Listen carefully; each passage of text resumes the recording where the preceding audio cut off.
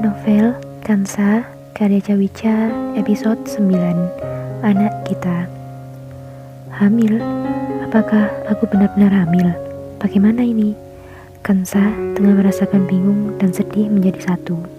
Dia menangis sendiri di kamar mandi, merasakan kebingungan apa yang harus dia lakukan saat ini.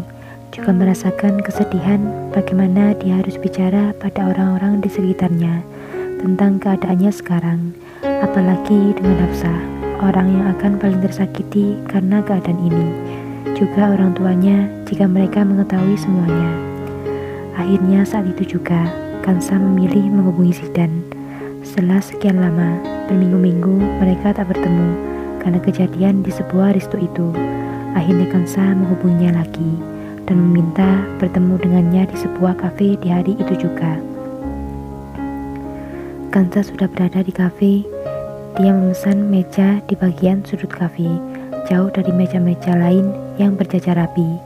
Kansa berharap tak ada yang mendengar percakapan mereka, kalau saja ada seorang yang mengenal Zidan atau dirinya sendiri. Sudah 1 jam Kansa menunggu Zidan, tapi yang ditunggu tak kunjung datang. Apa dia tak akan datang? Apa dia akan lari dari tanggung jawabnya? Lalu bagaimana dengan bayi yang ada dalam kandunganku ini? Kansa bergumam pelan sambil melihat ke segala arah. Tetap saja, dia tak menemukan sosok Zidan dimanapun. Kansa pun sudah menelponnya berulang kali, tapi tak ada jawaban darinya. Kansa terisak, melipat kedua tangannya di meja, lalu menaruh kepala di atas tangannya. Tubuhnya seperti terguncang-guncang karena menahan tangis yang tak bersuara. Kansa terlonjak kaget saat tangan yang dingin dan besar menepuk pundaknya. Dengan segera dia mengusap air matanya dan mendongak melihat siapa yang datang menghampirinya. Zidan? Ya, ini aku. Kenapa kau menangis? Aku kira kau tak akan datang. Aku datang. Aku pasti menepati janjiku untuk bertanggung jawab padamu. Kansa menatap Zidan dengan tatapan bingung. Apa dia sudah tahu yang sebenarnya? Batin Kansa. Kau sudah tahu? Tanya Kansa dengan nada terbata. Ya, aku sudah tahu. Kau hamil kan? Kata Zidan sambil duduk di kursi yang berhadapan dengan Kansa. Dari mana kau tahu? Aku melihatmu tadi membeli tes kehamilan di apotik. Lalu tak lama setelah itu kau menghubungiku. Itu berarti ada sesuatu yang terjadi padamu. Kau pasti hamil kan? Tanya Zidan ringan. Kansa mengangguk pelan sambil melirik ke arah Zidan. Aku kira kau tak akan datang dan lari dari semua ini. Maaf, aku terlambat. Jujur, aku belum siap untuk semua ini. Tapi aku akan tetap tanggung jawab untuk anak yang kau kandung.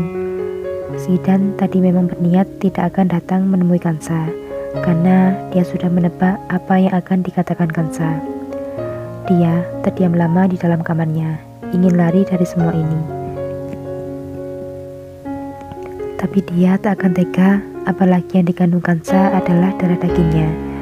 Rasa tanggung jawabnya lebih besar daripada rasa ingin meninggalkannya. Pikirannya membayangkan akan sehancur apa perasaan orang-orang terdekatnya, terutama Zoya, dan orang tuanya pasti akan sangat marah dengan perbuatannya. Dengan sebuah tekad yang kuat, akhirnya Zidan memutuskan untuk menemui Kansa, untuk bertanggung jawab atas anaknya.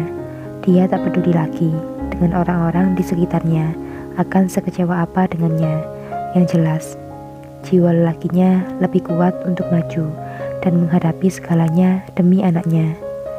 Tapi aku akan bertanggung jawab untuk semua ini, untuk anakku, dan untukmu, ibu dari calon anakku, kata Zidan, yakin menatap Kansa. Zidan memegang tangan Kansa dan mengenggamnya erat. Ayo, kita lalui bersama semua. Aku berjanji, kita akan selalu bersama demi anak kita, apapun keadaannya. Mulai sekarang, kau adalah calon istriku, maka izinkan aku hanya untuk memanggil namamu. Kau tak marah kan? Umurku memang lebih muda, tapi percayalah, aku sudah cukup dewasa untuk menghidupi kalian. Lihatlah betapa besarnya bau ini, bahkan kuat untuk menggendongmu, kata Zidan panjang lebar mencoba menghibur Kansa supaya dia tak menangis lagi. Kansa pun tersenyum mendengar perkataan Zidan. Dia bahkan sambil menepuk-nepuk bahunya, mencoba memperagakan bahu kuatnya. Jadi kau akan bertanggung jawab untuk anak ini. Bukan anak ini, tapi anak kita. Ya, aku akan bertanggung jawab. Aku tak peduli dengan kemarahan keluargaku nanti. Tapi yang jelas, aku tetap akan menikahimu. Lalu, bagaimana dengan Zoya? Entahlah, dia belum tahu kebenarannya. Tapi yang jelas, dia harus mengalah untuk keponakannya ini, bukan? Zoya adalah wanita cantik. Aku yakin dia akan menemukan pria lain selain ke Hafsah. Lalu, dengan Hafsah bagaimana? Aku tak tahu Zidan. Aku pun bingung dengan jalan hidupku ke depannya. Bagaimana caraku untuk mengatakan ini semua pada Hafsah dan pada orang tuaku. Aku tak sanggup melihat mereka semua terluka. Kau tak usah bingung akan hal itu. Aku yang akan bicara itu semua pada mereka. Jangan memikirkan hal-hal lain selain bayi kita. Hanya fokus padanya, fokus membesarkannya. Jangan buat bayi kita bersedih. Kau mengerti? Mereka pun berbicara sampai malam hari di dalam kafe tersebut dan membuat janji bahwa besok Zidan akan menyebut Kansa untuk datang ke rumahnya dan mengatakan semua yang terjadi pada orang tuanya Zidan, yaitu Abimana. Sementara Kansa malam itu tidur di rumah belakang, belum bisa tertidur pulas. Tiba-tiba ponselnya berdering tanda panggilan masuk. Kansa pun melihatnya, ternyata itu adalah panggilan dari Insa. Kansa pun dengan cepat menerima panggilan itu. Halo sayang, terdengar suara lembut dari seberang sana. Halo Bu, ada apa? Jawab Kansa ringan. Sayang, apa kau tak pulang lagi hari ini? Sekarang kau ada di mana? Tidak Bu, aku akan pulang besok. Aku berada di gudang Bu. Masih banyak pekerjaan yang harus aku selesaikan di sini. Malam ini aku tidur di sini saja ya. Kau bisa mengerjakannya besok sayang. Jangan terlalu lelah. Bukankah pengiriman untuk besok sudah selesai semua ya? Ibu baru saja membaca laporannya. Tidak Bu, aku ingin beristirahat besok. Aku selesaikan semua hari ini. Ya, tapi ini untuk pengiriman barangku ke luar negeri Bu. Permintaan teman-temanku. Hanya sekedar alasan Kansa, karena dia yang belum siap untuk pulang dan bertemu dengan orang tuanya. Ya sudah, jangan tidur malam-malam ya sayang. Jangan biarkan dirimu terlalu lelah. Apa kau sudah makan sayang? Iya Bu, tenang saja. Sudah Bu, ibu sendiri sudah makan. Dan ayah kemana Bu? Makan sama apa sayang? Ayahmu sedang pergi keluar kota bersama Hafsah untuk menemui klien. Mungkin akan pulang larut malam nanti. Tadi aku makan dengan temanku Bu di kafe. Ibu jaga diri baik-baik ya, sampai ayah pulang. Baiklah, tenang saja sayang. Ibu kan tak sendiri, banyak pelayan kan di sini. Kau yang jaga dirimu baik-baik ya di sana. Besok segera pulang.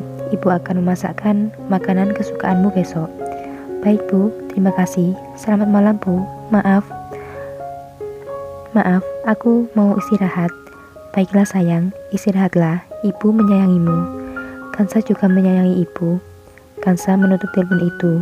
Dia masih memandangi ponselnya yang menyala. Maafkan aku Bu, batin Kansa. Bersambung.